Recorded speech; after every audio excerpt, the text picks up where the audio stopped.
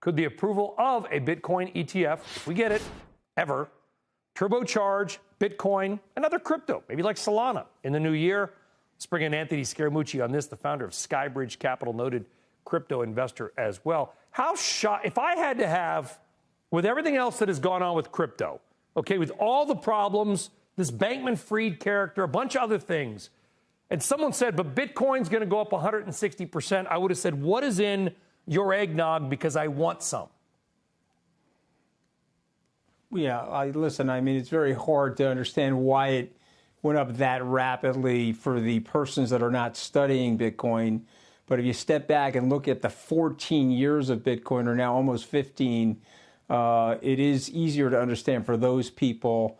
And I've been in Bitcoin since 2020. And so, yes, I see why that happened. And probably, since you mentioned Sam and some of the other nefarious actors, they probably pushed it down too far at the end of last year, Brian. Yeah, because I do also want to remind our viewers that may not be crypto investors or follow it every day, Bitcoin was at 60,000.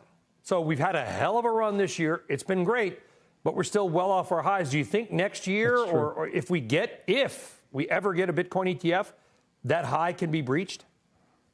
So I've been embarrassed by my predictions in the past. I thought it would have gotten to 100,000 by the end of 2022. If you recall, in November of 2021, we got the Bitcoin futures ETF, Brian. And so I thought that that was going to come. I filed, Skybridge filed, not me, but the firm filed for a cash Bitcoin ETF.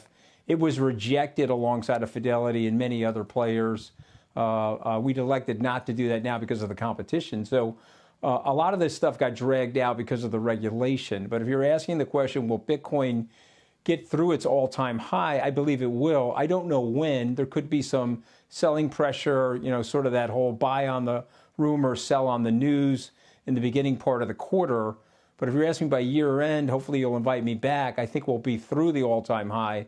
But I've been embarrassed by my predictions before, so I'm a little hesitant now, a little gun-shy, a little humbled. Well, listen, you and everybody else. I mean, you heard the top of the show probably that, Anthony, that pretty much every big name on Wall Street whiffed on the year for stocks. Do you just invest in Bitcoin? Because we're seeing a lot of enthusiasm around, still, again, altcoins are back. We talked about Solana. It's up 400%. You've got Ethereum. You got some of these other coins that are really getting hot. Makes me a little nervous, right? Because a lot of momentum, probably a lot of retail money here. Do you invest in any of these altcoins? Yeah, well, I'm still doing, when we met back in 2009, I'm still doing the same thing. We have a broad hedge fund of funds portfolio that's up about 25% this year. Our Bitcoin exposure obviously up 160. We have a ETF called CRYPT, CRPT, which is up over 200%. So about a third of our business is in cryptocurrency. But you mentioned some of the names that we own. We do have exposure to things like Solana, Ethereum. We own something called Vulcan Forge, which is a very small video gaming company.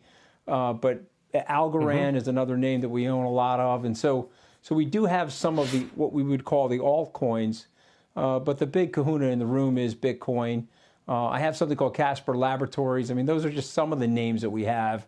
But I think you're asking a broader point. Do we invest outside of Bitcoin into other Web3 tokens? And the answer is yes, but the preponderance of our money is in Bitcoin. We got there in 2020, so we're one of the first institutions to get there, but we're still institutionalists, so we sort of stuck with the quality of Ethereum and Bitcoin, Bitcoin being number one.